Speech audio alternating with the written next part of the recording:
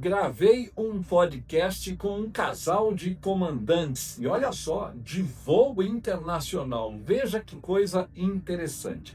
Na verdade, foi muitos, entre aspas, calvos, foi uma conversa leve, descontraída, e eles relatam coisas inusitadas, muito interessantes. Como conciliar, né? A família, um casal, família, ter filhos. Ambos têm escalas diferentes, companhias diferentes, uma verdadeira loucura, né? E fazem até uma revelação bastante interessante. Foi muito legal esse podcast. E engraçado, né? Veja, você gosta desse assunto de aviação? Pois é, nós da Espaço Aéreo gravamos conteúdo toda semana. Já aproveita, ative o sininho e segue a gente aí, tá bom? Bom, eu sou o professor Soares, eu sou escritor de alguns livros de aviação, fiz mestrado no ITA em segurança de aviação e navegação continuada. E estarei entrevistando aqui o comandante Proa. Na verdade é assim que eu chamo ele, mas na verdade é o comandante Milton Parnes. Vou na aviação comercial e principalmente na aviação executiva de alto nível, voava pelo mundo inteiro. E a comandante Tereza, minha amiga, muitos anos, voa hoje o A330 em voo internacional, em completa atividade, tá bom? Eu acho que vai ser muito legal. Vem com a gente.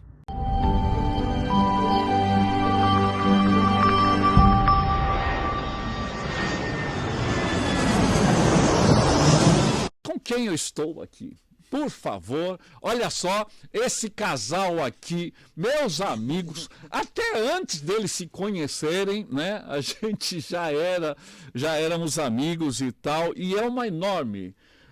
Milton Parnes, eu não chamo esse cara de Milton Parnes nunca, é o Proa para mim, é o apelido que ele recebeu lá no início, né? Lá no início da sua carreira da aviação. E a Tereza, essa mulher charmosa aqui, que também é piloto, né? De muitos anos, demos aula junto. Poxa, eu sou aluna, Soares, nossa, fomos. Antes de conhecer o Milton, já tinha aula com você, e eu falo que a responsabilidade da gente chegar onde chegou foram dos mestres. Nossa, e meu Deus do céu, não, pelo amor de Deus. Mas, gente, ó, eu estou muito orgulhoso de poder, há muito tempo, né? E é lógico, para você marcar uma entrevista ou um podcast com um piloto, não é fácil não, gente, não é fácil não. É jogo duro. Tivemos que ensaiar várias vezes, né? Finalmente deu certo. Nesta oportunidade, então, estamos aqui e eu quero aproveitar ao máximo a presença de vocês. Bom, eu queria, Proa, primeiro você, como é que foi esse negócio de aviação? Quando começou lá, né? Foi lá foi antes do Aeroclube de São Paulo, pelo que eu sou, foi antes. E aí me conta assim, como começou, por que ser piloto, e aí vai todos os aviões que você voou, empresas e tal. Legal. E o que você está fazendo agora. Oh, muito bom. Bom, Soares, eu comecei a sonhar com aviação, acho que no ventre da mamãe, acho que a maioria dos pilotos sempre já tem alguma coisa no DNA a respeito, né? Eu me lembro que meu pai sempre pegava, era fim de semana, eu sou o filho mais velho de 4, e sou eu e mais 3 irmãs. Aí o que acontecia? Todo final de semana, onde nós vamos passear hoje? Vamos ao Campo de Marte, que era pertinho, nós morávamos no Bom Retiro, e vamos para o Campo de Marte. Aí passava a semana, no outro fim de semana, onde nós vamos? Na prainha do aeroporto de Congonhas. Então vamos à prainha de Congonhas. No terceiro, onde nós vamos hoje? Nós vamos para o aeroporto internacional de Viracopos, não existia Guarulhos ainda. E era assim, as minhas irmãs sempre brigando, eu não quero ir mais para o aeroporto, e aquilo foi ficando, e eu sempre indo para o aeroporto, e ficou. Até um dia que eu acho que eu tinha... Não tinha outro jeito, né? Eu tinha 8, 9 anos de idade, e eu fui fazer um passeio panorâmico de Dartmouth, com a Sadia. Eu lembro. Foi a primeira, tinha um voo panorâmico em cima de São Paulo com Dartmouth da Sadia. E aquilo me marcou de tal forma, e eu tinha aquela sensação de... Que depois virou Transbrasil. Virou Transbrasil depois. E eles voavam Dartmouth, e aquilo começou a me instigar cada vez mais. Aí com 16 anos eu cheguei para meus pais e falei assim, olha, eu vou ser piloto. Aí minha mãe falou assim, não vai. Menino judeu não pode ser piloto, tem que ser médico, engenheiro, administrador, sim. Qualquer coisa, mas piloto não. Aí meu pai falou assim, olha, eu não tenho muitas condições financeiras de te ajudar, e tentou me levou no 4º Comando Aéreo, que era no Ipiranga na época, para me alistar na Força Aérea. E talvez fizesse a academia. Aí eu falei, não, a academia não vai ser muito a minha praia, eu queria aviação comercial. E aí com 17 anos eles falaram isso para mim, e eu falei assim, então já que vocês não podem me ajudar, eu vou começar a trabalhar. Comecei a trabalhar desde os 17 anos, isso é uma data importante, 17 anos. E comecei a trabalhar para fazer minhas horas de voo. Sim. Começou assim. Eu comecei meu primeiro voo foi em 1982 no Aeroclube Horácio Lane, em Atibaia, Escola Mackenzie de Aviação. Tá. Paulistinha, amado, estimado, idolatrado, salve, salve até hoje. Foi o meu primeiro avião, foi o Paulistinha. E depois eu me transferi para São Paulo, na ESA, a Escola Superior de Aviação, onde eu fiz meu piloto privado. Isso foi até 83, 84. Eu vou confessar umas coisas aqui. Pode? Não, aqui que ninguém nos ouça. Eu acho que... Nós estamos num ambiente de intimidade, então rasgue o seu coração. Eu fui reprovado várias vezes no piloto privado. E não passava, e eu não tinha... Olha só, a confissão inspiradora. Tá? Se você está com dificuldade, olha aí. Não desista. Não desista. Até o Proa conseguiu. E foi longe, hein? Foram 10 bancas para piloto privado. Eu jurava que você não ia falar isso. Eu jurava que você não ia saber dessa história. A gente está abrindo o coração aqui, então não tem... Vamos lá. Mas no frigir dos ovos foi uma carreira maravilhosa depois. Não, foi fantástico. Até o dia que eu decidi que eu tinha que manter o foco. Eu não tinha foco. Eu dava aula na escola do Nader. Meus alunos passavam e eu reprovava. Eu falei, isso não é possível. Isso não é possível. Mas você chegou a fazer terapia ou não? Não cheguei a fazer terapia por causa disso, não. Mas até o dia que eu resolvi que eu tinha que ter foco. Eu tinha faculdade, eu tinha trabalho, eu tinha escola, eu tinha o aeroclube. Atirava para todos os lados. Era uma metralhadora. Aí eu falei assim, não, eu preciso ter o foco. Aí eu falei assim, vou tirar minha carteira nos Estados Unidos. E fui embora. Em 84 eu fui para os Estados Unidos, fiz as horas lá, voltei para a ESA. E a ESA me fez instrutor de voo. Eu comecei a dar instrução no Cherokee, no PA-28, como PP, porque na época você podia, não era o INVA, era o IPE. IPE, lembro. E você poderia dar instrução desde que a instituição te reconhecesse como um bom instrutor, e você poderia dar instrução. Então comecei a dar instrução no Cherokee. Isso foi de 86 até 89, eu fui para o Aeroclube de São Paulo dar instrução, e foi um momento muito bacana, que aí eu conheci os meus mestres de aviação, Soares, Coutinho, Titos, Bergamini, só a nata da aviação. Aí eu, a minha esposa, a amada, idolatrada, a Tereza, junto com o Soares, fizemos o primeiro curso de INVA.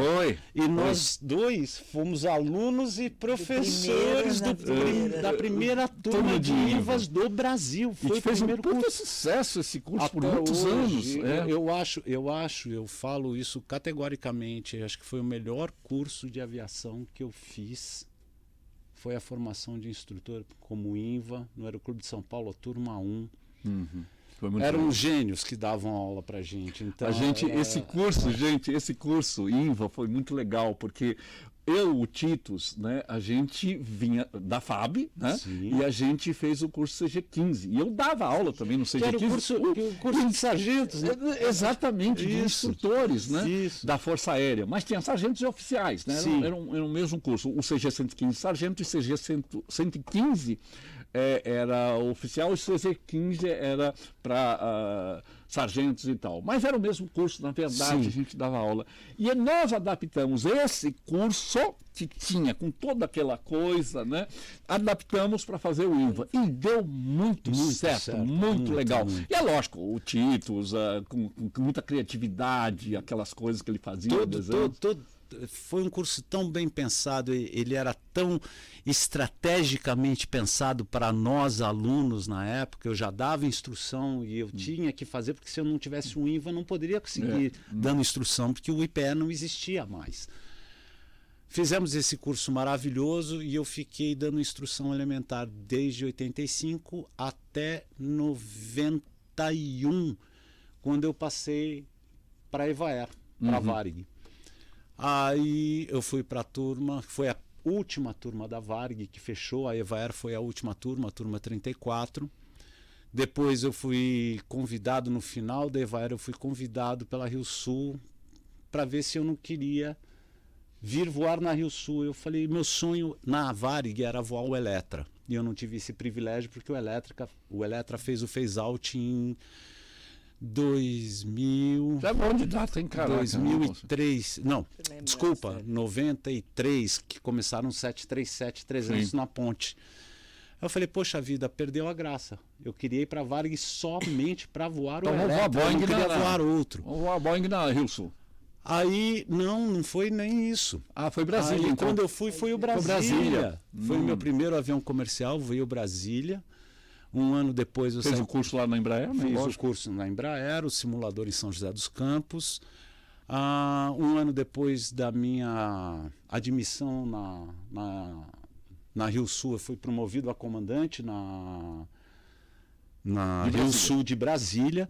E isso eu acho legal, porque eu tenho assim, eu acho que eu tenho hoje umas 16, 17 mil horas de voo, e eu só tenho na minha CIV 600 horas de copiloto. Foram as 600 horas que eu voei de copiloto no Brasília. É meu.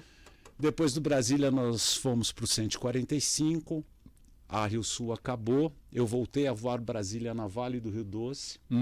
Da Vale do Rio Doce eu saí para voar o 737NG na Gol.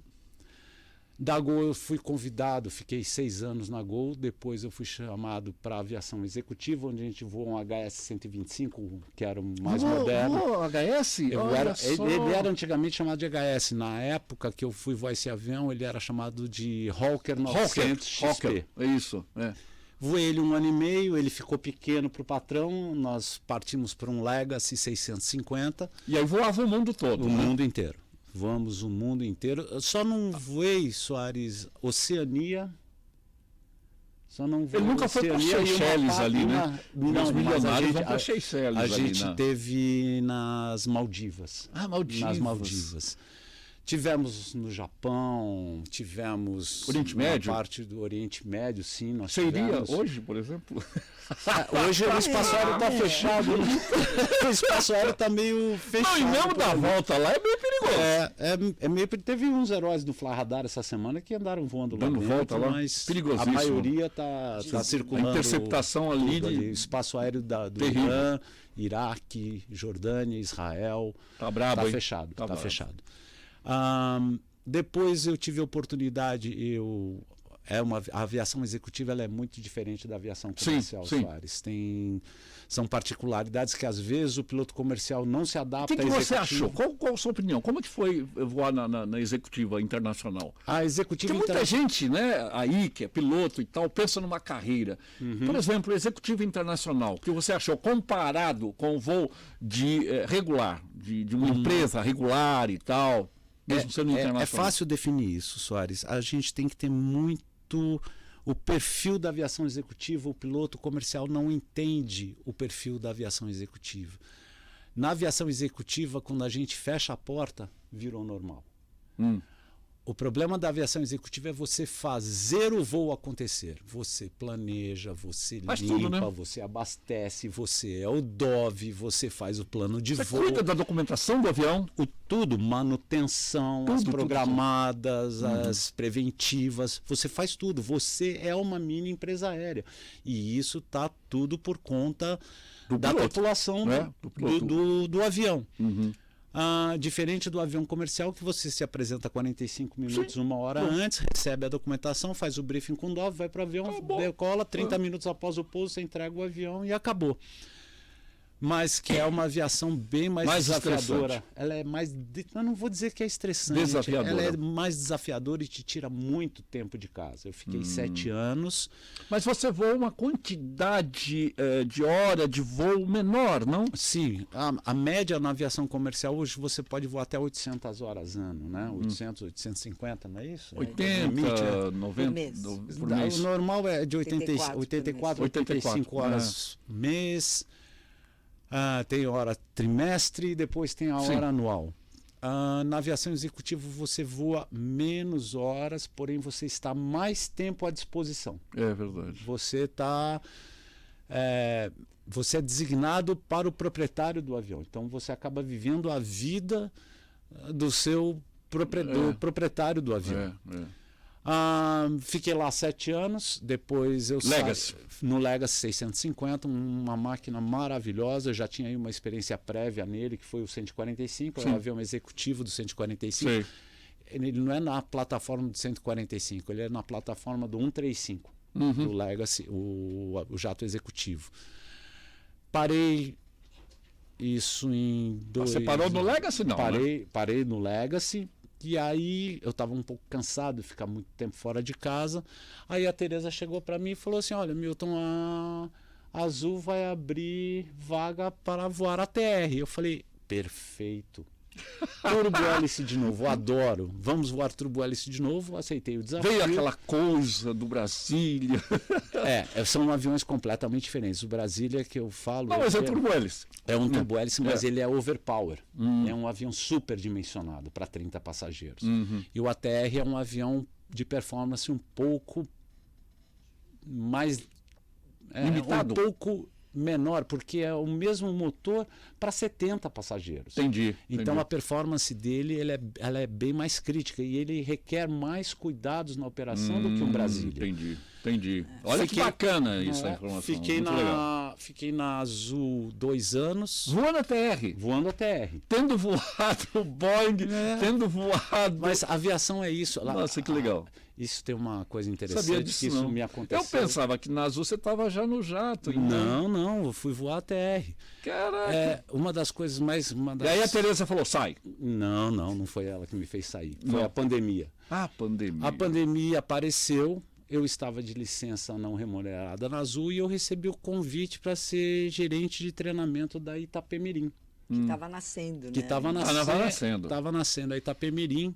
Você ficou até a morte dela, não? Não, eu saí 2 meses antes. 2 meses antes? 2 meses antes então, eu saí da Itapemirim e voltei. Ela era um projeto muito bacana, Soares. A Itapemirim tinha tudo para dar certo, mas infelizmente... Foi uma pena, a gente está brincando aqui, mas realmente foi uma pena, né? Foi um trabalho de... Eu acreditava, cara, na Itapemirim seria cargueiro. Eu falei, caraca, eles têm tudo, passageiro. A gente tinha um business plan muito inteligente. Nós conseguimos, junto à agência ANAC, uma certificação. A gente obteve nosso COA em 6 meses. Caraca. Foi muito rápido. Considerando o Brasil e a ANAC, rápido pra caramba. Naquela época eu vou dizer que a agência foi muito solícita com a gente, Soares, porque estava tudo parado.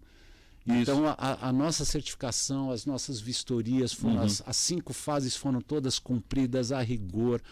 Tinha tudo para dar certo, só que eu acho que a empresa quis crescer muito rápido. Não se começa uma empresa com 10 aviões, com 8 aviões. O business plan da empresa era começar com 3 aviões e devagarzinho conquistando o mercado. Tanto que a Itapemirim chegou a ter 3% do market share em 6 meses de operação.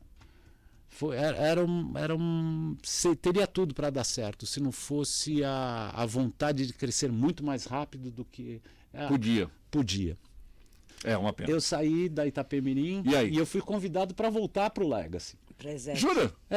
Aí eu voltei para a executiva de novo no Legacy. No mesmo avião? No mesmo avião. Olha só. Hoje ele está fazendo 12 anos. Ele já tem 12 anos. E eu já entrei falando assim, bom, pessoal, eu estou entrando, mas eu tenho data de saída já. Ah, é? Eu vou cumprir 2 anos e vou me aposentar. Dito e feito, voei os 2 anos e... Você se aposentou por que você quis se aposentar? Porque eu quis parar de voar, porque eu quis me aposentar. Foi aquela conta. Na minha carreira, eu fiz tudo aquilo que eu quis, Soares. Que beleza. Não ficou nada para trás, não ficou nenhum desejo de voar. Voei long haul, voei curto, voei turbo-hélice, voei jatos médios. Me perguntam, mas você não quis voar um wide body? Não foi nunca a minha vocação. Quando eu fui pedir licença da Varig para vir para Rio Sul, o meu diretor de treinamento na Varig falou assim, você é louco, você vai deixar de ser copiloto de 737-200 para voar um turbo-hélice. E eu lembro da minha resposta para ele, falei assim, eu sou profissional de aviação, não profissional de equipamento. Eu vou fazer meu melhor, tanto num turbo-hélice quanto num jato. E a oportunidade está agora. No turbo-hélice, eu fui para o turbo-hélice. Muito legal. E vai fazer 2 anos agora em agosto. Que Milton lava, pendurei minhas chuteiras e virei dólar. Isso é interessante, porque ser do lar exige algum conhecimento. Mas Tereza... Muito. Tem que ensinar. Fala pra caraca, não fala pra caraca. Escuta, Tereza, e aí você começa a aviação, essa menina, né? Eu conheci ela novinha e tal, e continua com a mesma carinha, igualzinho e tal. Você sabe que eu te amo, né, Tereza? O teu marido está aqui. Tanto eu não quero escapar de você, que agora continuo sua aluna na pós-graduação. Ontem tivemos uma aula fantástica com o Soares. A gente tem uma amizade de muitos anos, o casal, né? Graças a Deus, a Edna também. Como aluno e como colega de trabalho, depois dessa possibilidade. Eu queria te contar uma coisa que você falou aqui, porque o Proa veio se perdendo um pouco ao longo do tempo. Né? O nome, o apelido Proa, mas em casa tem o Redding, que é o nosso cachorrinho. Foi apelidado. O cachorrinho é Redding. Chama Redding. As minhas filhas queriam chamar ele de Proa, eu falei não. Não, daí também é muito. Não, Proa sou eu. Proa, ele é o Redding. Exatamente. É o Redding. Que legal. Redding, acho que para manter o Proa ali, né? Porque realmente é como você falou, naquela época de Aeroclube era Proa. E ao longo do tempo, acho que por causa da própria empresa, né, chamar Milton e tudo mais, ficou o Parnes. Mas você, Tereza, como que você começa na aviação? Também muito parecido com o Milton na infância. Aquela coisa. Passeio, né, aeroporto, aquela curiosidade. Mas na tua época, Tereza, não era muito normal mulher na aviação. Você sabe que eu tenho que te contar que eu precisei ligar para o Aeroclube de São Paulo para saber se mulher podia voar, porque eu sabia que as inscrições estavam abertas, que eu tinha visto no jornal, e tanto é que eram 4 turmas de 60 homens, tinha uma mulher em cada turma, e eu fui a única daquela época, daquele Verdade, ano você foi da tua turma, única mulher. Única mulher, e nas outras salas de aula também eram só uma ou outra, né, assim, uma em cada sala. E, na verdade, só eu terminei, porque ao longo dos 3 meses e meio do teórico que a gente fazia, aquela época presencial, poucas terminaram. Né? Na verdade, eu fui a Você única. vê que do PP para o PC, né, que era o curso de piloto comercial, já cai um monte de gente. Ou por causa das possibilidades ou das oportunidades que as pessoas começam a se informar de tudo aquilo, aquele volume todo que vem pela frente, toda a parte prática. Tanto é que eu demorei aí uns 2 anos e meio para tirar a minha carteira de PP. E até então não existiam mulheres na comercial. E eu sabia que não era um hobby que eu teria, porque você queria trabalhar mesmo, ser profissional, piloto profissional. Não tinham mulheres, Soares, até que eu parei então de voar por 4 anos, e neste meio tempo é que apareceu a Arlete na VASP como copiloto, a Carla. Você parou porque você se decepcionou, é isso? Eu tirei o meu PP e falei, mas e agora? Para investir, continuar um PC onde eu não vou ter um avião, não tenho alguém que vá... Só que aí quando eu fiquei atenta, né, ali no marketing da época, comunicação, sabendo que uma mulher tinha entrado na VASP, eu falei, então quem sabe seja tenho chance de eu retomar. Eu era formada em comunicação e artes pelo Mackenzie, dava aulas no Pueridomus, uma escola de poder aquisitivo muito bacana em São Paulo na época. Você vê, gente, olha, essa mulher tem pedigree. E aquela verba que eu ganhava lá, eu juntei naqueles 4 anos para justamente legal. ter as horas Quer dizer, de foi voo. a grana que ajudou. E foi nesse meio tempo, tendo parado de voar, que eu conheci o Milton, porque ele, na época, lá no Aeroclube, eu aluna, ele já tinha saído da ESA. Foi quando, imagina, me apaixonar pelo instrutor. Aí eu até te aconselhei, falei, não faça isso, Tereza, não faça isso.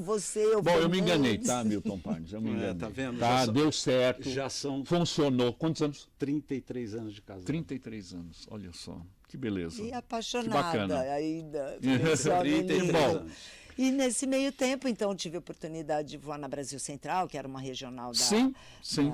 TAM. Depois fiquei só um ano. Eu te dei aula lá na Brasil Central também, na época. Sim, desde isso aquela mesmo, época. porque você estava lá na Brasil Central, que a gente dava na Congonhas.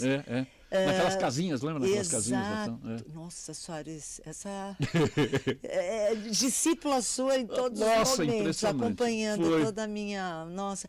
E aí fiquei um ano lá, quando eu tive a oportunidade de ir para Rio Sul, eu entrei para voar o Fokker 50, praticamente no voo de cheque, eu enjoando, eu falei, sério? Não pode ser. Piloto tem enjoo, Tereza! Porque eu estávamos esperando a Nath, mal tinha entrado na Rio Sul. Caraca. E aí isso aconteceu e eu não sabia nem como falar para a chefia. Caraca. Porque assim, eu queria ser, nós queríamos nosso projeto de vida sermos pais, mas não naquele momento que eu tinha acabado de entrar. Caraca! Então, tanto ela que tinha a Natália... voltado do simulador na Holanda. Calma, tem os detalhes. Ela tinha voltado do simulador da Holanda, recém-admitida na Rio Sul, copiloto trainee. Caraca! E ela foi comigo para São José, que ela fez o voo local, e eu estava fazendo o simulador do Brasília, era meu recheque do Brasília. E ela me acompanhando, e ela começou a... enjoar. Tô enjoando. Você se ligou logo? Não. Não se ligou. Mas, Quem se ligou? Fui eu. Porque logo depois do enjoo, ela chegou e falou assim, Milton, eu quero mais um McDonald's. Eu falei, não. Mais um Big Mac. Mais um Big Mac. Não, nós vamos na farmácia comprar um teste e eu acho que você tá grávida, Tereza. Imagina, não pode ser. Tinha voltado quase um mês de simulador na Holanda. Eu já fui, então, mas sem saber. Possivelmente grávida, então. Tanto é que a Natália, acho que chama Natália devido ao nascimento, né? Nós ficávamos muito felizes, ao mesmo tempo preocupada com a carreira, mas na época toda a gestão da Rio Sul, na época, né? Foi assim como é da Azul até hoje, mas na Azul foi fantástica, me entendendo muito na Rio Sul, que mesmo, pegou que legal. Ali de muito, sopetão. parece que na Rio Sul tinha esse lance de uma coisa de todo mundo companheiro, de família, muito, né? A empresa foi a empresa mais... A Transbrasil era assim também, né? As antigas menores eram assim. Acho que elas tinham oportunidade de serem assim, apesar de... Não sei.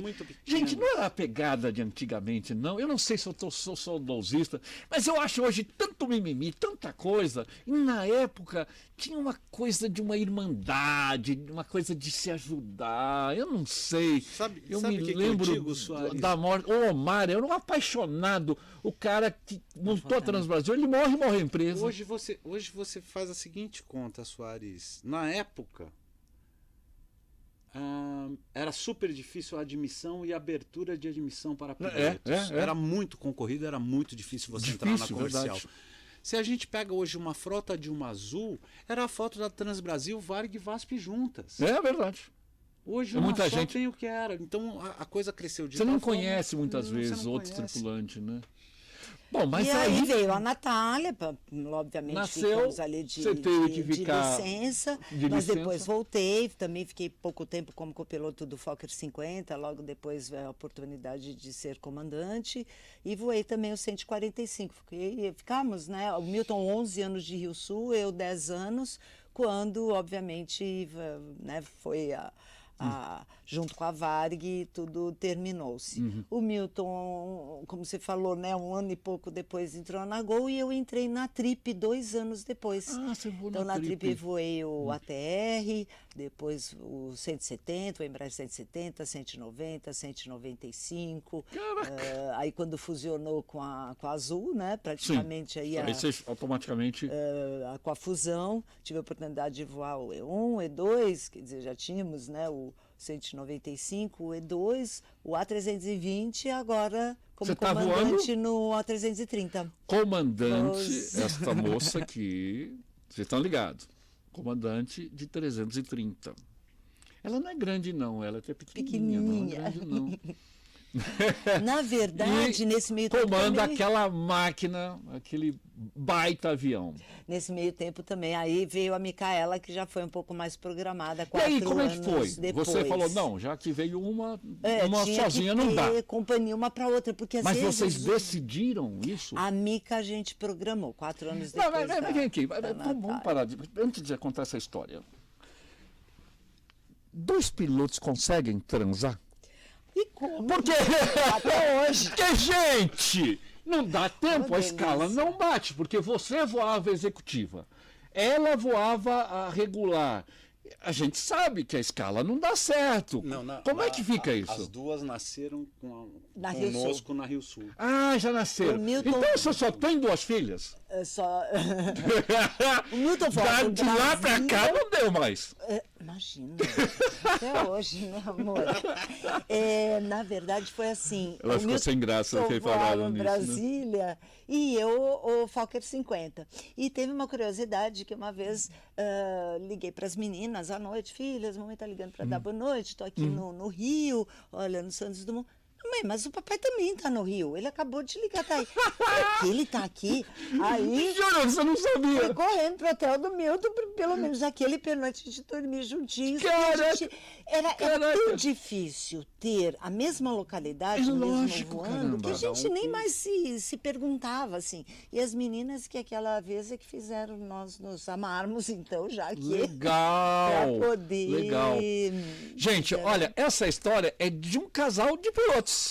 Né, que tem escalas diferentes, enfim e tal.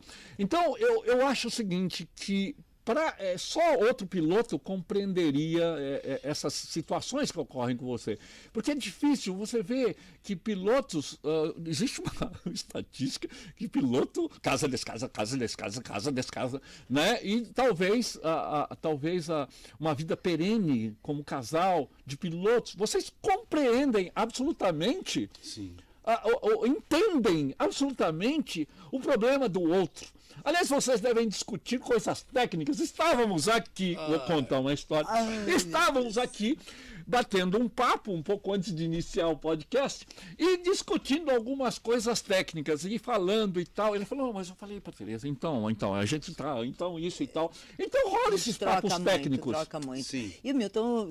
Vocês tiveram várias experiências, muitos aviões diferentes e tal. Até hoje a gente troca muito, eu também pergunto muita coisa, acho que o Milton muito aplicado, muito estudioso, muito dedicado, então... Você também é, Tereza, eu te conheço.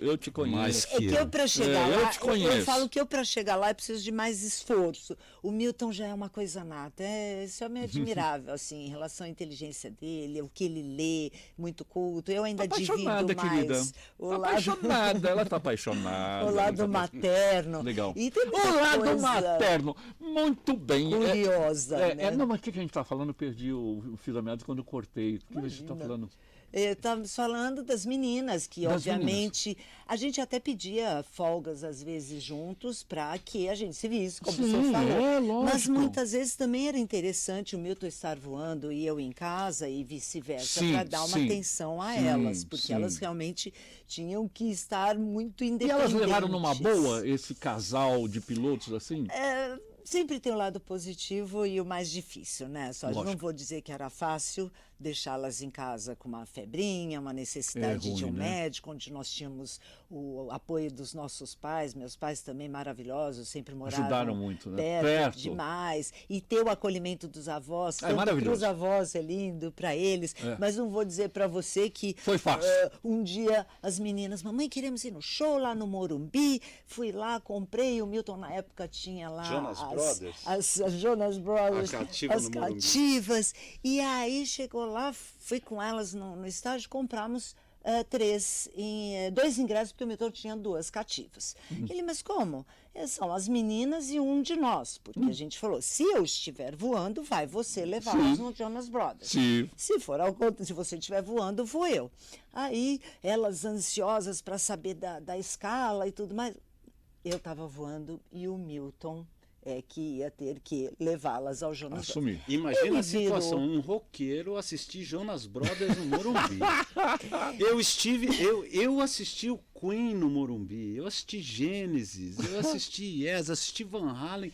Eu vou ver Jonas Brothers. Agora é a função do pai, né? Você estava na função de pai, não, de mãe, né? Mas o Milton, desesperado, Soares, porque ele falava assim para mim, pera, sou eu, a Natália e a Micaela. Nós temos 2 ingressos. Como assim? Eu falei, Milton, eu já treinei as minhas. É o seguinte, você vai com um ingresso, dá a mão para a Natália e a Micaela vai no colo, porque ela é menorzinha e são 2 ingressos, porque é você e a Micaela com um assento e a Nath no outro.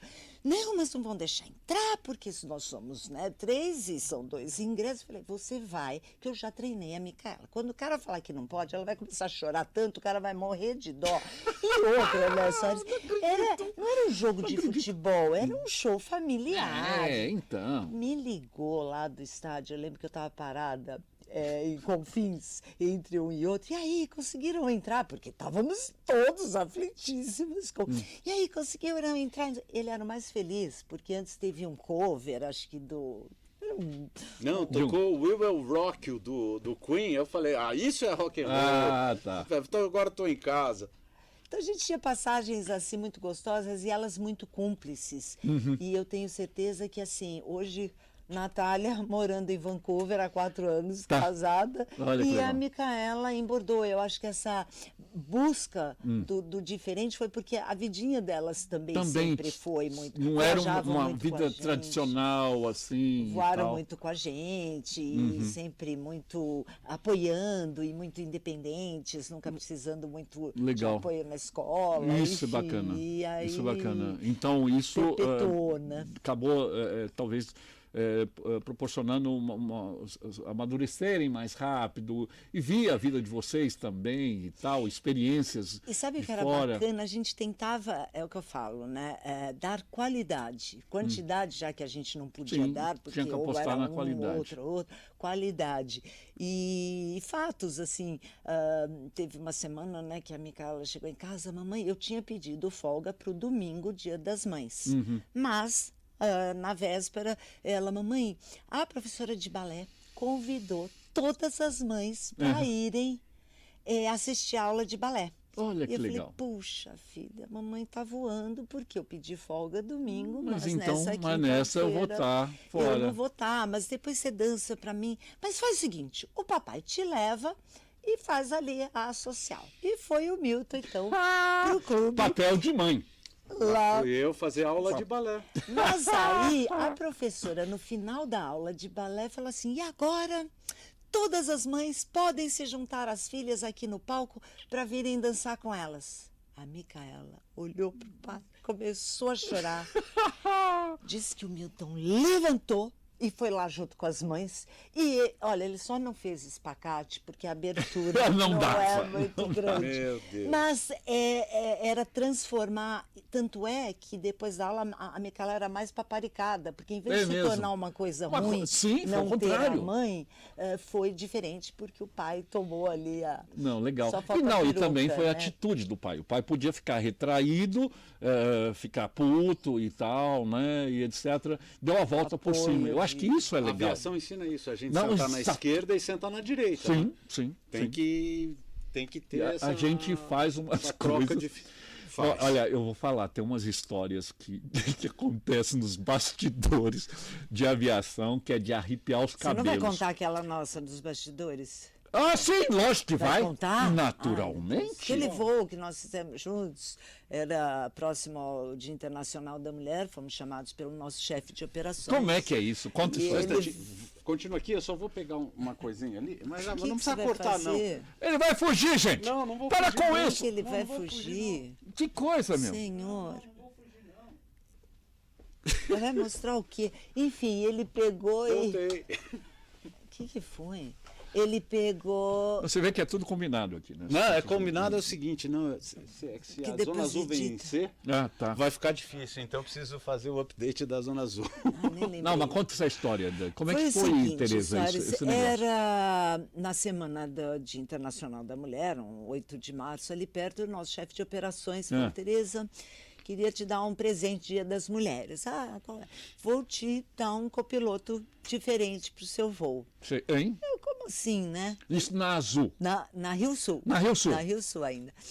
Porque os dois voávamos no 145. Então, aí, e cada um numa escala, lógico. Numa escala, e como nós os dois éramos comandantes, a gente não voava junto. Não voava, lógico. Mas ele, naquela semana, o comandante falou assim, o chefe, né, de operações... Vou te dar um copiloto. Vou te dar o copiloto. Você desconfiou? Não desconfiou? Não, nem passou pela cabeça. Nem passou. Como assim, comandante? Ele vai ao comandante Milton Parnes, vocês vão voar em 2 comandantes. Comandante Milton Parnes falou, conheço. Por acaso, né? Por acaso conheço. E foi inédito, porque como nós voávamos o mesmo equipamento, era muito difícil. Mas quem comandou esta aeronave? Eu não sei se você reparou, mas é quem que está na esquerda aqui posicionado agora, nesse minuto? Lá em casa é assim também, relaxa, é assim também.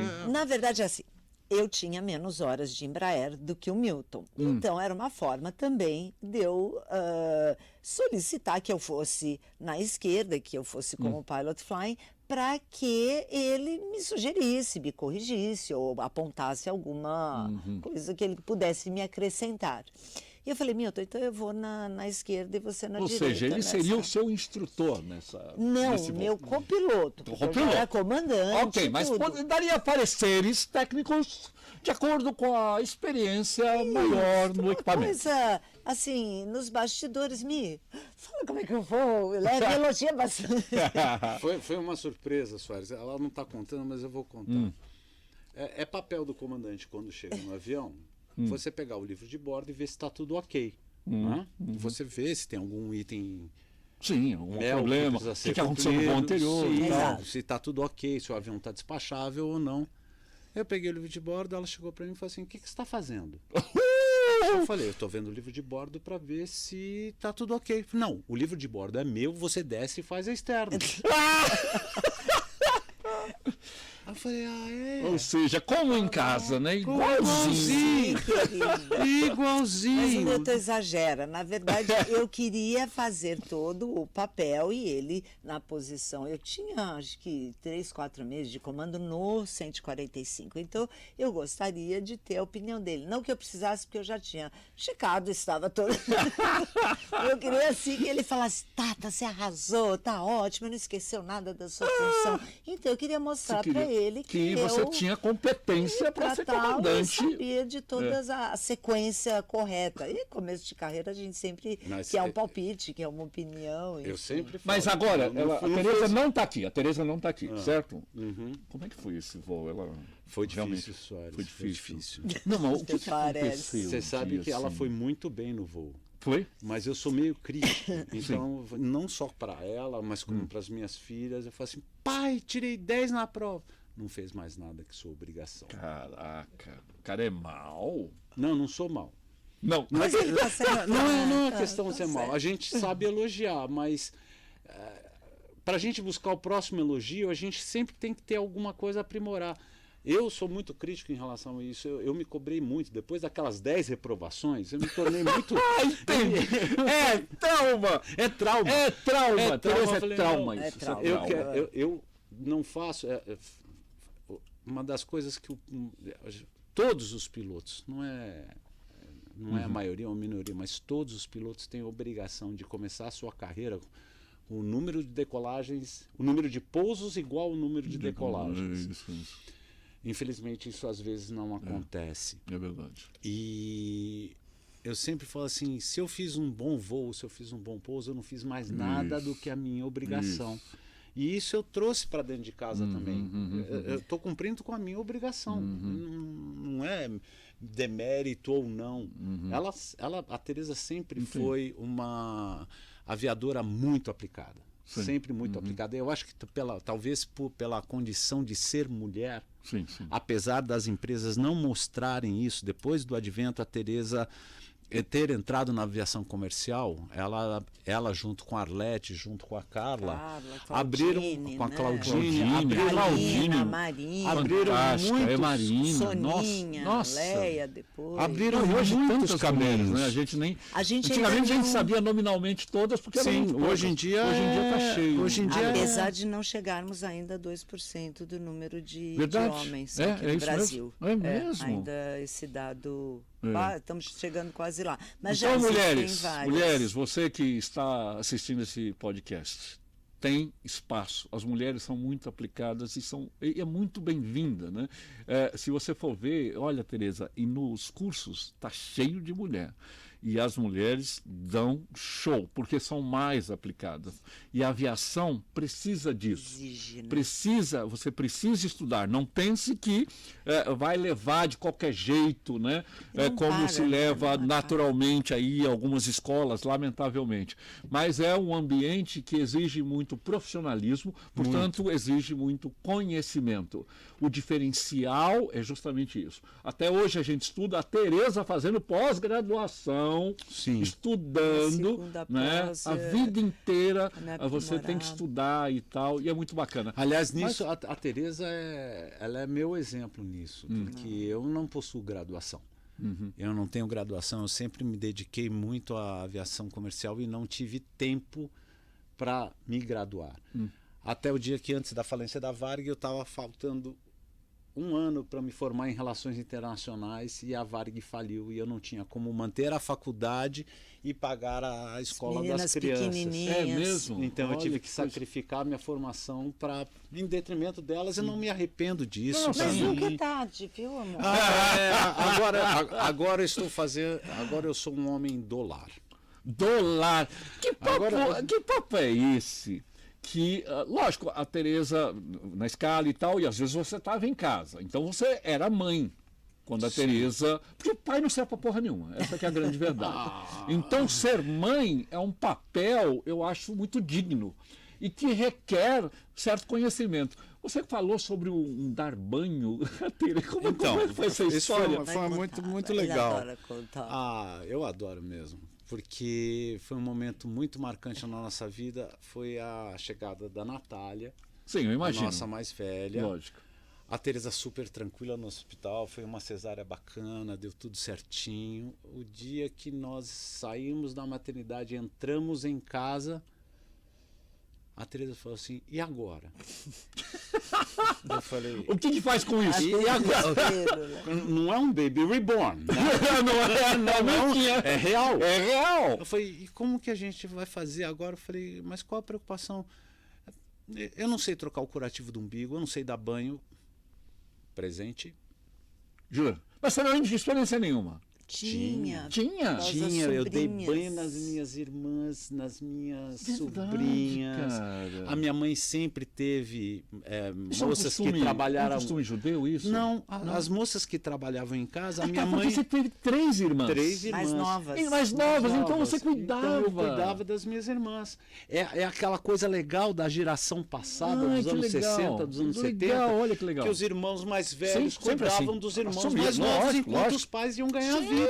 Eu tive 7 irmãos. Por isso que a gente não tem essa... Nós não somos parte daquela geração mimimi, né? Então eu falei, é assim. E aí a Teresa aprendeu a dar banho.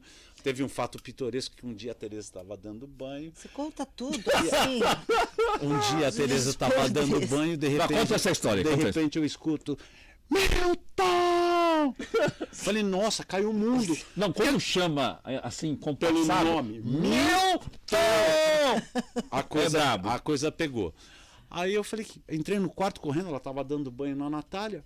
a Natália fez cocô na banheirinha. E agora o que eu faço? Falei, calma. Peguei a menina, enrolei na toalha e entrei com ela no chuveiro e dei banho no chuveiro. Problema solucionado. Então, quer dizer, essa parte mãe, ela sempre foi muito latente. Aliás, eu gosto de crianças, eu sempre gostei de crianças. Zoar, brincar, né? Brincar. E avô, né? Como que você É um paizão com as meninas. O dia que eu virar avô, aí eu vou ter um Não, treco. eu ainda não tenho. Sim. Não, Meninas, temos, por favor. Eu ainda não tenho idade para ser avó. Entendi. Entendi. Perfeito. Eu quero jogar bola com os meus netos. Não, olha, é maravilhoso. Eu tenho 3 netos. Ai, tá vendo muito que lindo? né? Olha, eu vou dizer Eu uma quero coisa. isso. A experiência de neto, É melhor que de avô, né? A experiência de avô é melhor do que pai. Todo mundo fala. E avó melhor do que mãe, porque o que acontece? Nasceu o bebê, você é só paparica e tal. E outra, a função do avô e da avó é estragar. Quem tem que educar é pai. Pai e mãe que educar. Então você tá lá brincando e tal. Começou a chorar, fazer birra. Filho é teu. Yes. Então é bom demais, é uma experiência maravilhosa. É muito gostoso mesmo. É que eu acho que, é só diversão. No nosso caso, como a gente voava, os nossos pais nos ajudaram nessa parte da formação e da Eu acho que eles educação adoraram fazer isso também, né? Eles demais. Adoraram. Foram muito presentes. Aliás, essa parte da familiar entre um casal de pilotos, eu acho muito legal porque nós fomos o primeiro casal na aviação brasileira. É mesmo? Vieram depois o Paulo André e Sila. Hoje eu acredito que tem mais casais muitas, na aviação. Mas de comandantes, eu acho que nós fomos o primeiro casal na aviação brasileira. E um exemplo, né? Eu acho que vocês... Bom, primeira coisa que... Não, é um exemplo. Dá licença, é um exemplo. Porque hoje em dia, casamento dura muito pouco. Casado, não precisa nem falar de pilotos. Eu estou falando o casamento hoje tem duração de 5 anos, o nego já está se separando. Né? Eu também estou com a Edna há muitos anos, né? Juntos e tal. Enfim, e eu acho que a gente é a raridade. Porque nós temos todo esse tempo de vida junto. Nós né? tivemos exemplo dos nossos pais, Soares. Isso é muito referência. Eu acho que sim. A matriz da família é muito interessante. Meu pai enviuvou com 60 anos de casados. Meus sogros enviuvaram com quantos? 58 anos de casado. Então, eu estou chegando em 50. O casamento, ele é uma... Consideram o casamento uma instituição falida. Eu comparo muito. A aviação, para mim, ela tem muita referência com a vida pessoal. Eu acho. Nós nunca vamos fazer um voo com céu de brigadeiro. Sempre vai ter um CB na frente. Sim. E aquela tripulação que sabe que tem um CB na frente, que não tem por onde passar, nós vamos passar juntos, nós vamos dar as mãos e vamos passar por esse mau tempo. Vamos. E é aí que a coisa que cresce. Vou contar uma coisa para vocês. A Edna é psicóloga, né? E ela sempre esteve envolvida com a aviação também, com a empresa e tal, lá, etc. E ela fala uma coisa muito interessante para os pacientes, né? Ela fala o seguinte: quando está com problema e tal, você tem que pegar o exemplo da aviação. Está turbulento e tal, né? Ou está com problema, mantenha o avião voando. Sim. Mantenha o avião voando. É a primeira coisa que você tem que fazer.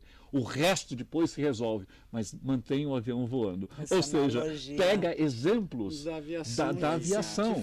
Que voltam para dentro do lar. E como é uma profissão de muita doutrina, sim. E essa doutrina vem para dentro de casa, ela ajuda a educar. Eu também acho. Nós estamos voando já com mais de 42 anos. As nossas filhas, mesmo com a nossa ausência, mas com a qualidade da educação, elas bateram asas. As duas moram fora do Brasil, sempre foram com 15, 16 anos, fizeram um intercâmbio para fora. São cidadãs do mundo. Isso. E isso que eu acho bacana. E outra, e tão bem, né? Estão casadas, felizes, né? Exatamente. E, poxa vida. Leva ao trabalho. Agora, lógico, né? Você fala tanto também das intempéries que tem. Nunca me esqueço de um voo que eu estava em Curitiba e soube do falecimento do papai lá longe. Mas o acolhimento da empresa, na época eu estava na Trip, em me trazer logo de volta, junto à chefia, o Milton já aqui me esperando também, agitando. A gente tem esse acolhimento, né? E são as passagens duras que a aviação nos impõe. Eu perdi minha mãe e só fui visitá-la 3 meses após o seu falecimento. Caraca. Eu não consegui voltar para o Brasil Estava fora? Do enterro, estava fora. Nossa, você ficou todo esse tempo fora? Eu não conseguia voltar. Essa é a aviação executiva. E isso deixa certas marcas, porque nem tudo é céu de brigadeiro. Lógico. A gente sabe que a partir do momento que a gente abraça essa profissão, a gente vai ter o bônus e o ônus. Lógico. Então... Mas é uma delícia. Fala sério. Não é uma delícia viver? Porque toda atividade tem lados bons, lados ruins. Aproveitando. Olha só, já estamos com quase 1 hora. Eu queria que vocês me contassem assim, tecnicamente voando, como pilotos, como profissionais que vocês são, qual foi o momento de perrengue brabo assim que foi difícil? E também, né? Voando. Voando, como piloto e tal, um grande perrengue e tal, que possa contar, né? E uma situação hilária, engraçada, que aconteceu em voo. Quem começa? Ladies first. Ladies first. Não digo um perrengue muito bem gerenciado, foi até que tranquilo, até porque a gente tem um treinamento para isso, né? Sim. Mas, você, inclusive, é instrutora, né, de CRM na Azul, não foi? Isso, continua. Já fui na Rio Sul, já tive toda a minha formação naquela época. E hoje você continua continuo na Azul e acredito muito que a filosofia CRM, a aplicabilidade daqueles conceitos todos, das habilidades não técnicas que a gente tem que gerenciar são essenciais para a segurança, né? Então, por acreditar, eu também pego muito a teoria para mim. Sim, para aplicar, né? Pessoalmente. Exato. Perceber se eu estou com aquela consciência situacional que eu deveria estar naquele momento. Se eu não estou, Tereza, cria uma estratégia porque você está desviando um pouco, né? Para voltar a centralizar. Mas você falou de uma condição já faz uns 5 anos. Crítica, complicada. Digamos, fora do normal. Do normal. Uma comissária veio para mim e falou: comandante, tem uma passageira aí que ela está ficando com falta de ar, tá muito branca, mas ela está sozinha. Era no 20. Era no 20, era no 320 ainda. E ela está demonstrando, os filhos acham que ela está emocionada porque está indo ver um filho que ela não vê há muito tempo, que era de outra relação. Enfim, os filhos que estavam acompanhando achavam que ela emocional. E nisso, falei, chama um médico, tinha um médico a bordo e ele detectou que ela estava tendo um AVC, porque ela começou a ficar toda torta. Caraca! E o voo era ali entre Belém e Recife. Caraca. E nós ali passando no través ali de Teresina. Então, imediatamente, questionei mais uma vez o médico, é necessário um atendimento? Se possível, sim. E aí uma descida de emergência, obviamente uma descida rápida, uma descida rápida para atendermos a passageira, junto ao ali, pousamos o... Você chegou a informar o controle? Sim, falou que estava com problema. Obviamente já tínhamos ambulância do próprio aeroporto, a própria companhia. Você já tinha falado com a empresa também, existe lógico. todo aquele critério para que a gente faça aquela sequência e seja o atendido o mais rápido possível. E passado uns 2 anos, imagina, eu soube de um colega que veio a falar, estava numa oficina mecânica e o rapaz, o dono da oficina, falou: puxa, você voa na Azul? Há uns anos atrás, a minha mãe teve um problema num avião. Tá brincando? Era a comandante Tereza. Tá brincando? Você acredita? Porque a gente nunca sabe, Soares, o final da história. É verdade. Se aquele passageiro a quem você atendeu, acolheu, né, se livrou daquela situação. E realmente era um princípio de AVC que esse conhecido tinha a mãe, que era a passageira que estava a bordo. E se não fosse atender, porque AVC, se você não atende rapidamente, especialmente, né, uma pessoa debilitada, sequelas ou morre, vem a óbito. Né? Eu estava até com uma copiloto mulher e falava que era essa dupla maravilhosa que a gente conseguiu ali e anos depois, 2 anos depois, coincidentemente, porque a gente nunca sabe da evolução. É legal. A aviação faz o mundo ficar pequeno, agora ficou mínimo, né? Do quadro. Achar o passageiro, o filho do passageiro. E obviamente ela lembrava do nome da comandante pelo fato de que marcou, loucura. Que foi um voo diferente. Mas é gostoso isso, né? Não é gostoso? Saber legal. Você sabe que a Micaela também se formou em psicologia. E essa coisa do acolhimento também, o fator humano. E um dia ela se surpreendeu muito e ficou toda orgulhosa. Porque eu contei para ela que eventualmente entravam as geladeiras no cockpit para a gente levar os TROVs, né? Os órgãos. Mãe, jura órgão para transplante. TROV é a sigla que vai no plano de voo. Né? E, na verdade, quando ela soube que a gente levava os órgãos para transplante, ela perguntou como é que... Falei que a gente tinha prioridade, de que avisasse que estávamos com TROV, que logo após o pouso a empresa aérea também ia logo ao avião para pegar. E ela, mamãe, tira foto, que eu quero ver você levando, carregando.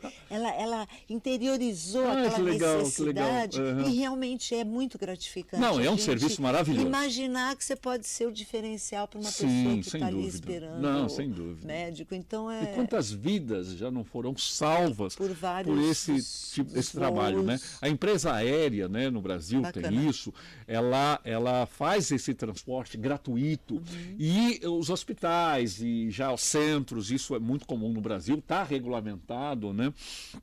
Que é trem e TROV, né? Trem é transporte de enfermo e tem o TROV, que é o transporte de órgão vital, né, para transplante. E aí, onde é feito esses lugares onde faz a recepção do órgão para onde vai, normalmente vai para São Paulo e tal, fazer o transplante, então já leva no aeroporto. E lá chega lá, qual que é o avião que está saindo para São Paulo? É entregue, às vezes, o avião já até... Porta fechada, abre, recebe... Já abri porta. Abriu, né, para isso? Eu voltei no táxi, tinha TROV. Voltei no táxi, fiz o speech para os passageiros, falei assim, estamos retornando para pegar o órgão vital. Aplaude, é muito legal. Essa é uma coisa linda da aviação. Linda, linda, linda. E outra, e até legal pra caramba, porque você fala pro controle, normalmente é coordenado, pro centro, proa direta.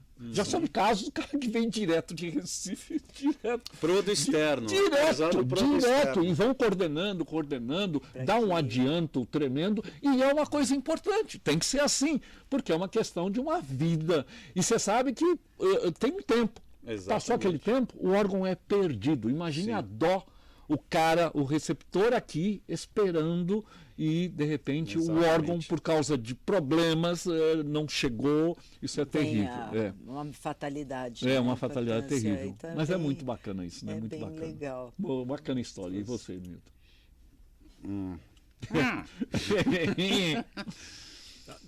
Soares, na minha vida profissional, eu vou te dizer que foram muito poucos momentos de perrengue. É mesmo? Muito poucos. Quase nenhum. Eu tive uma turbulência em cima da Cordilheira dos Andes, que foi normal. Que é quase normal. É quase normal, mas foi isso. Um pouquinho mais aquela agressivo. Turbulência orográfica, né? Exatamente. Porque uma das comissárias não respeitou atar os cintos. Deu uma voadinha. Ela bateu com a cabeça no banco e eu tive que ficar com ela até às 7 horas da manhã no hospital em Santiago por causa de... Verdade. E as outras... E estava afivelaram os cintos. Tava ligado. Antes do cruzamento da Cordilheira, 20 minutos antes do cruzamento, todo o serviço já é suspenso. Sim. E já se liga, né? E já se liga os cintos, porque a gente sabe quando vai ter a turbulência, mas de vez em quando ela pega de surpresa. Então a gente, 20 minutos antes do voo, a gente faz o speech, liga os cintos para fazer o cruzamento da Cordilheira. E as outras foram assim, coisas assim que são... Não podemos falar aqui. São emergências fisiológicas. Mas faz assim, disfarçando. Conta a história disfarçando. Disfarçando. Estava eu, um grande aluno meu que se tornou um grande amigo meu, Na época ele era aluno, ele era... Vergonha de contar essa história. Ah, mas é legal. Não, estamos aqui numa... a gente está aqui numa intimidade. Aí chegamos, tal, decolamos. São Paulo para o Rio de Janeiro, Santos Dumont. Lindo dia, maravilhoso, Serra Descoberta. Para fotografia, tirar fotografia. Cavoque, assim, do litoral paulista inteiro. Ilha Bela, que bonito. Caraguá. Ubatuba deu um nó aqui. Só que eu tava num monomotor. Era você? Era eu, com o meu aluno. E começou aquele eu falei, não, vou segurar. Tem mais uma. E aquele lance, né? Vou segurar. Cherokee. Aí eu Você falei estava dando não, instrução. Tava dando instrução. No Cherokee. Aí passou através de Ubatuba, passou. Acalmou. Você tá tranquilo. Acalmou, vamos embora. Continuamos. Já vendo Ilha Grande, Restinga da Marambaia. 3.000 PSI. Jura? Explodiu? Eu falei, meu amigo, não vai dar tempo. Agora já passou Ubatuba, não dá mais para voltar. Até Jacarepaguá tá longe, Santos Dumont tá mais longe Deus ainda. Do céu. Marcelinho, abre Eu já passei por isso. Você tá brincando? Abre a janela de mau tempo. Pulei pro banco de trás do Cherokee. Peguei o saquinho de enjoo. Que vergonha. Ai, meu Deus! Coisa que se fale. E foi lá mesmo. Não tá brincando. E foi lá você tem que mesmo. fazer um encaixe com o saquinho ali, não? Você tem que medir. E Sim, o pior é que o sim. Cherokee não tem banco atrás. É verdade! Você tem que ficar segurando ali. Tem que segurar, e segurar o saquinho e mais pra cá. E o pior é que depois você faz o número 2. Coitado desse copiloto. Sempre Pelo vem o amor. alívio do número 1. Nunca mais. Sim, Aí você tem que fazer a translação do QDR pro QDMIC. sim. E encher ali, amarrei. Sim! Amarrei. Pousei em Jacarepaguá. Eu falei assim, como é que eu vou descer no aeroporto Não ficou, com essa carga não extra? ficou um ar contaminado? Isso que Porque abriu Bernoulli explica isso, né? Porque Abriu, chupou tudo e eu falei, vira pra cá, a janelinha tá lá, saiu tudo. Embora. Beleza. Mas o constrangimento já tinha que ser maior. Falei, como é que eu vou descer no aeroporto com um saco desse? Aí eu falei, não pousa do mar pra terra, vai até o final, eu vou abrir a porta e... Aí eu fui livrar a pista e ele deu um motorzinho na hora que eu fui... E pintei o avião. Deus do céu, né? gente! Pintei o avião, eu falei, meu Deus... A minha história é mais legal. Deus! Fica falando disso, pelo amor de Deus. Cara, isso não é um perrengue? não, perrengue, Esse isso é aí! o maior perrengue Não, que pode isso não é um acontecer. filme. Isso é terrível. Que homem lembra dessas histórias e não lembra. Marcelinho, um abraço, querido. Você sabe que eu te amo do coração até hoje. Milton queria ir para o Sun and Fun em abril do ano Sei. passado. Tata, pede para mim a passagem lá na Azul, que eu vou até Orlando, chega lá, alugo um carro Sim. e vou lá para o Sun Fun. Tá bom, isso foi em fevereiro, né? Uma com feira bastante fantástica, né? Com bastante antecedência, pedi a passagem para o Milton, olha, tá aqui a passagem, 4 de abril você vai e tudo mais. Passou o mês de março, final de março sai a escala de abril. Quem é que estava fazendo o Orlando dia 4 de abril? Você! Ele era meu não olha pedi só. o voo, nada. Veio E tinha mais passageiros ilustres a bordo. Tinha mais. Tinha, conta. Tinha nada mais, nada menos do que o ilustre Beccari e a sua esposa Érica. Ah, tá brincando. Sério, Verdade. Vamos lá. O Beccari da Porta de Angá. Obviamente, não perdi a oportunidade. Não, tudo isso foi sem querer. Sem querer. querer. A Eu segunda não sabia que saiu era a Tereza que ia escala. ter o voo. Caraca, cara. Obviamente fomos juntos para o aeroporto, o Milton escolheu o mesmo voo que o Beccari já tinha ali também, já providenciado para eles irem fazer toda a cobertura lá do evento, né, no Porto de Angá.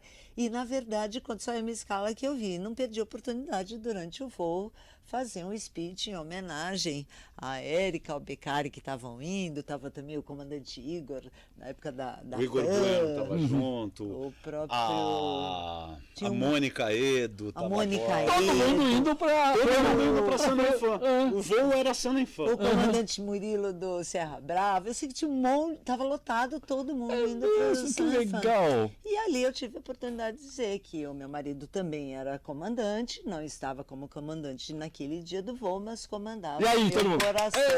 Foi. Pô, durante 32 anos ele era você não viu, mas Ricardo... Aí os passageiros aplaudiram. Lógico. Ricardo Beccari foi homenageado e foi às lágrimas. Verdade. Foi às ele é lágrimas. chorão, o Beccari? É mesmo? O coração dele consegue ser maior que ele mesmo. É enorme, Você sabe né? que você é chorão também, né? Eu já tive, eu até sabe disso. Né?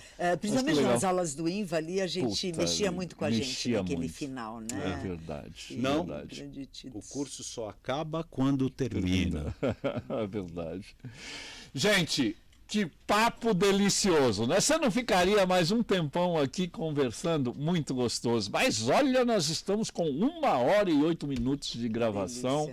Obrigada, gente, amiga. eu tinha certeza que seria muito agradável esse papo, muito legal. Eu já vinha ensaiando isso por algum tempo e eu acho que foi muito bacana. E você que está assistindo, eu espero que tenha gostado também. Tem grandes lições aqui, né? Lições de vida, lições de aviação. Você que é um entusiasta, que deseja fazer aviação, se inspire nessas histórias, é um ambiente maravilhoso, tá bom? Muito obrigado.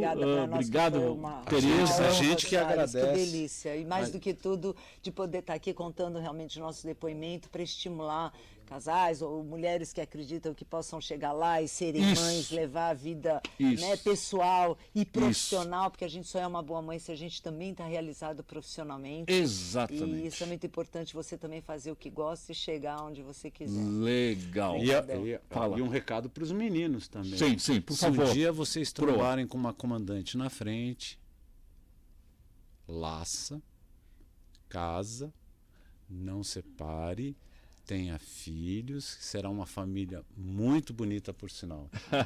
Legal. Parabéns, gente. Muito obrigado. Valeu, gente. Espero que tenham gostado, tá bom? E olha lá, se inscreve no nosso canal, Espaço Aéreo, tá bom? Grande abraço.